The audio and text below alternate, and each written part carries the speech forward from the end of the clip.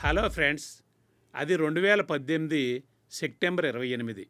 గజియాబాద్లోని sick రోడ్డుకి సమీపంలో Nandigram police స్టేషన్కి వచ్చిన సవిత అనే 36 ఏళ్ల మహిళ, నా భర్త చంద్రవీర్ 2 రోజులుగా కనిపించట్లేదు, ఎవరైనా అతన్ని కిడ్నాప్ చేసేరేమో అని అనుమానంగా ఉందని కంప్లైంట్ చేసింది. ఆ కంప్లైంట్ తీసుకున్న పోలీసులు దర్యాప్తు ప్రారంభించారు.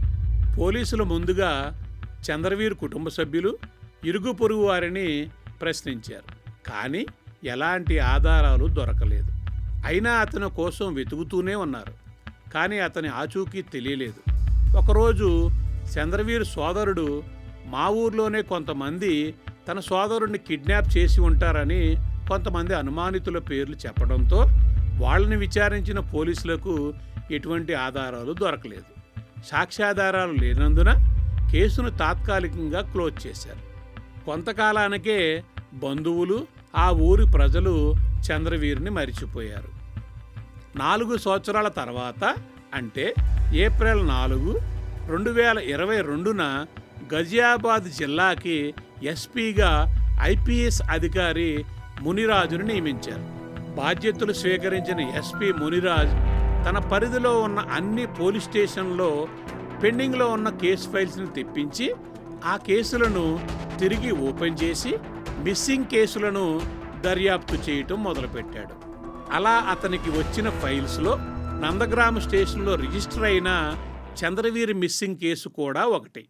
ఈ కేసును ఛేదించడానికి Ghaziabad crime branch incharge Abdul Rehman సిద్దికీకి బాధ్యతను అప్పగించారు ఎస్పీ గారు. సిద్దికీ అప్పటికే చాలా క్లిష్టమైన కేసులన్నీ పరిష్కరించడంలో మంచి పేరు ఉండటంతో అతనికి ఈ కేసును అప్పగించారు ఎస్పీ మునిరాజ్. ముందుగా సిద్దికీ చంద్రవీర్ గ్రామం సిక్ రోడ్ చేరుకుని అతని బంధువులను, ఇరుగు పొరుగు వారిని ప్రశ్నించి దర్యాప్తు ప్రారంభించాడు. ఈ దర్యాప్తు చాలా రోజులు కొనసాగింది. కానీ ఎటువంటి ఆధారాలు లేక ఈ కేసు ఇంకా మొదట్లోనే ఉండిపోయింది. కొన్ని రోజులు గడిచిన తర్వాత ఒక వ్యక్తి ద్వారా చంద్రవీర్ సవితల మధ్య పెళ్ళి అయిన కొన్ని నెలలకే గొడవలు జరిగేవని సిద్దికీకి తెలిసింది. ఈ గొడవలకి ముఖ్య కారణం చంద్రవీర్ ఇంటి పక్కన ఉండే అతని కజిన్ అరుణ్ కుమార్ అని తెలిసింది. కానీ అరుణ్ కుమార్కి వ్యతిరేకంగా ఎటువంటి ఆధారాలు దొరకలేదు. అయినప్పటికీ నిరాశ చెందని సిద్దికీ అరుణ్ కుమార్పై నిఘా ఉంచి చిన్న చిన్న ఆధారాలు సేకరించడం మొదలుపెట్టాడు.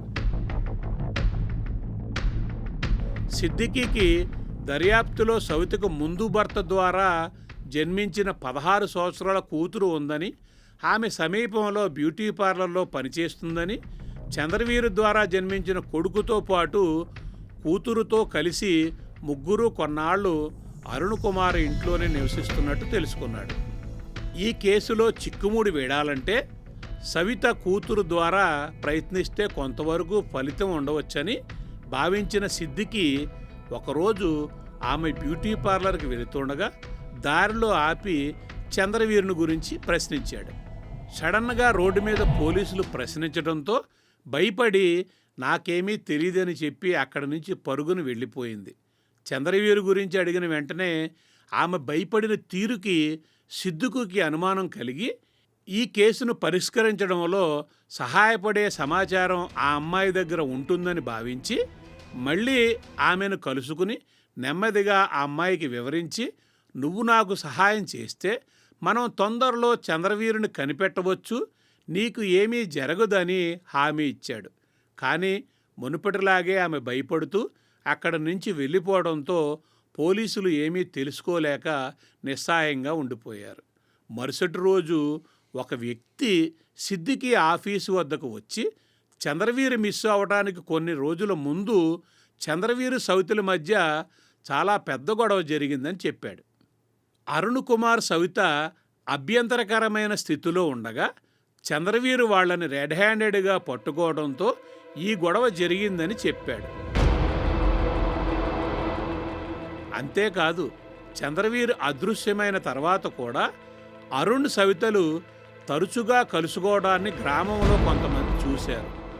బహుశా సవిత అరుణ్ కుమారులు కలిసి చంద్రవీరుని ఏదో చేసి ఉండొచ్చని చెప్పాడు. ఇప్పటికే ఒకరిద్దరు అరుణ్ కుమార్ పేరు అనుమానితుడిగా చెప్పడంతో వెంటనే వారిద్దరిని అరెస్ట్ చేసి ప్రశ్నించడం మొదలుపెట్టారు పోలీసులు. మొదట వారిద్దరూ పోలీసులను తప్పుదారి పట్టించడానికి ప్రయత్నం చేశారు. కానీ పోలీసులు ఇచ్చిన స్పెషల్ ట్రీట్మెంట్తో అందరినీ షాకు గురి చేసే రహస్యాన్ని అరుణ్ కుమార్ వెల్లడించాడు. సవిత చంద్రవీరుని పెళ్లి చేసుకుని కొన్నాళ్లకి ఇంటి పక్కన ఉన్న అరుణ్ కుమార్ సవితను కలిసి, నేను మీ ఇంటి పక్కనే ఉంటాను, చంద్రవీరు నాకు అన్నయ్య అవుతాడు, నువ్వు నాకు వదినవి అని పరిచయం పెంచుకుని ఆమెకి ఏం కావలసినా సహాయం చేస్తూ ఉండేవాడు. ఆ పరిచయం చనువుగా మారి తరచూ సరదాగా మాట్లాడుకునేవారు. ఇలా ఇద్దరూ దగ్గరయ్యి చంద్రవీరు లేనప్పుడు సన్నిహితంగా కలుసుకునేవారు. అది 2017. ఒకరోజు చంద్రవీరు ఎక్కడికో వెళ్ళినప్పుడు అతను అప్పుడే రాడు అనుకుని వాళ్ళిద్దరూ దగ్గరయ్యే క్రమంలో అనుకోకుండా అక్కడికి వచ్చి ఆ దృశ్యం చూసిన చంద్రవీరు తట్టుకోలేక వాళ్ళని కొడదామనుకునేలోగా అరుణ్ కుమార్ చంద్రవీరుని ఒక తోపు తోసి పారిపోయాడు. సవితా చంద్రవీరుల మధ్య పెద్ద గొడవే జరిగింది. అప్పటి నుండి చంద్రవీర్ రాత్రి పగలు తేడా లేకుండా తాగుడుకు బానిసయ్యాడు. అయినా సవిత అరుణ్ కుమార్తో సన్నిహితంగానే ఉండేది. అప్పటికీ అరుణ్ కుమార్పై పూర్తిగా మక్కువ పెంచుకున్న సవిత చంద్రవీర్ని వదిలించుకుని అరుణ్ కుమార్తో జీవించాలని నిర్ణయించుకుంది. ఈ విషయాన్ని అరుణ్తో చెప్పింది.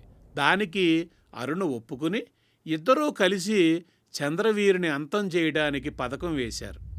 సెప్టెంబర్ 28, 2018 రాత్రి చంద్రవీరు ఫుల్లుగా మద్యం తాగి ఇంటికి వచ్చి ఇంటి బయట పట్టె మంచం వేసుకుని పడుకున్నాడు.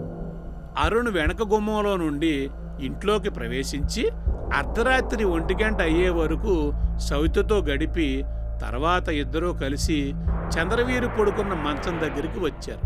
మద్యం సేవించిన చంద్రవీరు మత్తు నిద్రలో ఉన్నాడని నిర్ధారించుకుని ఒక ఖాళీ బకెట్టు అతని తలవైపు మంచం కింద పెట్టి చాలా దగ్గర నుండి తుపాకీతో చంద్రవీరు తలపై కాల్చడంతో వెంటనే ప్రాణాలు కోల్పోయాడు చంద్రవీరు.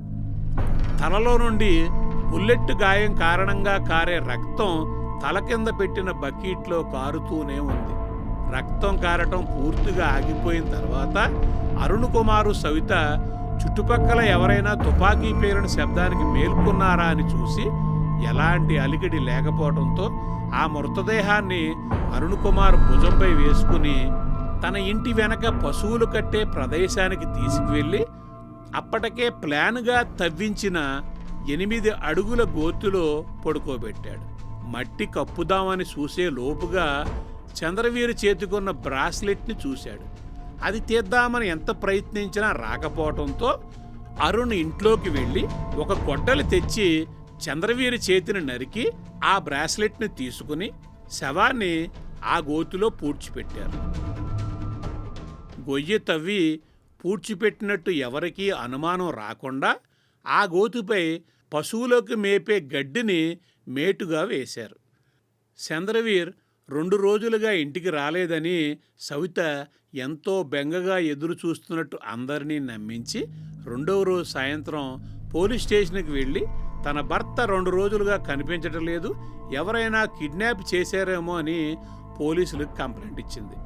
ప్రాథమిక దర్యాప్తులో అరుణ్ కుమార్ అనుమానితుడిగా తెలియడంతో ఇంట్రాగేట్ చేసిన పోలీసులకు అతనికి వ్యతిరేకంగా ఏమీ ఆధారాలు లేకపోవడంతో అరుణ్ కుమార్ను వదిలేశారు. కొన్నేళ్ల తర్వాత చంద్రవీర్ శవాన్ని పూడ్చిపెట్టిన గోతుపై వేసిన గడ్డి ఖాళీ అయిపోవడంతో ఇంకెప్పటికీ సాక్ష్యాలు దొరకకుండా అరుణ్ ఆ గోతుపై 2 అంతస్తుల భవనాన్ని నిర్మించాడు. అదే గదిలో తన మంచాన్ని వేసుకుని ఏమాత్రం భయం బాధ లేకుండా 4 సంవత్సరాలు హాయిగా నిద్రపోయాడు. అరుణ్ పోలీసులకు తెలియజేసిన వివరాల ఆధారంగా ఆ గదిలో పోలీసులు గొయ్యి తవ్వగా దానిలో మానవ అస్థిపంజరం దొరకడంతో దాన్ని స్వాధీనం పరుచుకుని హత్యకు వాడిన తుపాకీ మరియు గొడ్డలిని కూడా పోలీసులు స్వాధీనం చేసుకున్నారు. ఈ విధంగా శవాన్ని అదృశ్యం చేయాలనే ఆలోచన మీకు ఎలా వచ్చింది అని అడిగారు పోలీసులు. ఒక సినిమాలో హంతకుడు తను చంపిన మృతదేహాన్ని కొత్తగా నిర్మిస్తున్న పోలీస్ స్టేషన్ బేస్మెంట్లో దాచిపెట్టాడు. దాంతో పోలీసులు ఎంత ప్రయత్నించినా శవాన్ని కనుగొనలేకపోయారు. దాని నుండి ప్రేరణ పొంది మేము కూడా మా ఇంట్లో మృతదేహాన్ని దాచిపెట్టాము, దానిపై ఇల్లు కూడా నిర్మించాము. కాబట్టి మేము చెప్పే వరకు మీరు కూడా ఈ విషయం తెలుసుకోలేకపోయారు అని అరుణ్ కుమార్ చెప్పాడు. 2018లో మిస్ అయిన చంద్రవీర్ కేసును 2022లో పోలీసులు సాల్వ్ చేశారు. అయితే ఈ హత్యలో సవితా అరుణ్ కుమార్ల హస్తం ఉందని పోలీసులకు ఒక వ్యక్తి సహాయం చేశాడని చెప్పుకున్నాం కదా. ఆ వ్యక్తి ఎవరు? అతనికి ఈ రహస్యం ఎవరి ద్వారా తెలిసింది? సవిత తన మొదటి భర్త కూతురు 16 ఏళ్ల అమ్మాయిని చంద్రవీరు కూడా తన కన్న కూతురులా చూసుకోవడంతో ఆమె కూడా చంద్రవీరుతో ప్రేమగా ఉండేది. చంద్రవీరు సహకారంతో తన తల్లిని ఒప్పించి తను ప్రేమించిన అబ్బాయిని పెళ్లి చేసుకోవాలని కలలు కనేది. కానీ ఈ పెళ్ళి సవితకి ఇష్టం లేదు. సవిత తన కూతురిని అరుణ్ కుమార్ దగ్గర బంధువులకి ఇచ్చి పెళ్లి చేయాలనుకుంది. ఈలోగా చంద్రవీరు అదృశ్యం అవ్వటం, దర్యాప్తు అధికారి సిద్దికి ఈ అమ్మాయిని ప్రశ్నించడానికి ప్రయత్నం చేయటం, ఈ అమ్మాయి తప్పించుకుని తిరగటం, ఇవన్నీ తెలుసుకున్న ఆమె ప్రియుడు తెలివిగా ఆలోచించి చంద్రవీరు అదృశ్యం అనక నీకు ఏమన్నా నిజాలు తెలిస్తే పోలీసులకు తెలియజేయమని చెప్పాడు. దాంతో ఆమె చంద్రవీరు చనిపోయిన రోజు రాత్రి ఏం జరిగిందో తన ప్రియుడికి వివరించింది. ఆమె చెప్పిన దాని ప్రకారం తను నిద్రలో ఉండగా తన ఇంటి బయట నుండి తుపాకీ పేలిన శబ్దం రావడంతో మెలకు వచ్చిన తాను కిటికీలో నుండి భయంగా బయటకు చూడగా చనిపోయిన చంద్రవీరుని తన తల్లి సహాయంతో అరుణ్ కుమార్ వాళ్ళింటికి భుజంపై మోసుకెళ్లడం చూశానని, భయపడి ఎవరికీ చెప్పలేదని ఆమె ప్రియుడికి చెప్పింది. ఇది విన్న ఆమె ప్రియుడు సవితా అరుణ్ కుమార్లను అరెస్టు చేసి లోపలేస్తే తన పెళ్లికి ఏ విధమైన ఆటంకం ఉండదని భావించి తనే పోలీసులకు ఈ సమాచారం అందించాడు. సవితా అరుణ్ కుమార్లను అరెస్ట్ చేసిన పోలీసులు హత్యకు ఉపయోగించిన తుపాకీ, గొడ్డలి, చంద్రవీర్ అస్థిపంజరాన్ని ఫోరెన్సిక్ పరీక్షకు పంపారు.